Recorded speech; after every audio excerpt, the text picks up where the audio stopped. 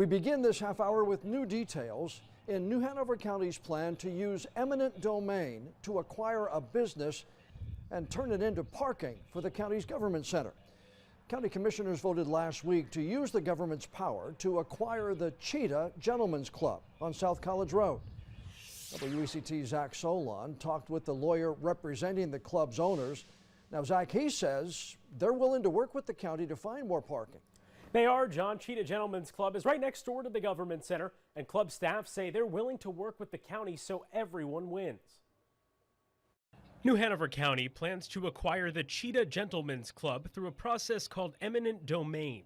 That means the county can take over the property for public use if the owner is paid a fair price. The county says it needs the property for additional parking for the government center.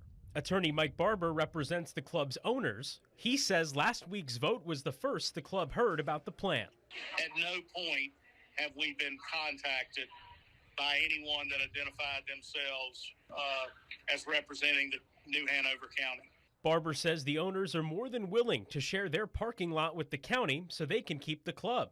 We would eagerly and would begin tomorrow allowing them 74 parking spaces at our location for no cost to the taxpayer. Barber says not only would about 60 people lose their jobs, the cost of tearing down the building could be more than $2 million and would only offer as much as 20 more parking spaces. State Treasurer Dale Falwell thinks the county should try to save money.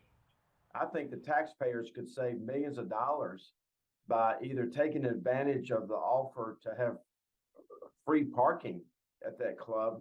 However, it remains to be seen whether the county will negotiate with the strip club's owners.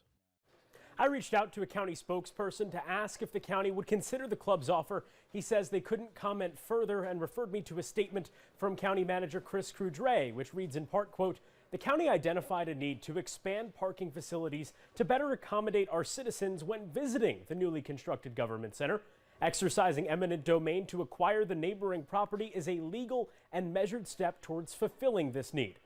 Mike Barber, the attorney for the club's owners, says they've tried to contact Crudre but have not been able to reach him. We'll keep you updated on any new developments. All right, Zach Solon in the newsroom tonight. Zach, thanks.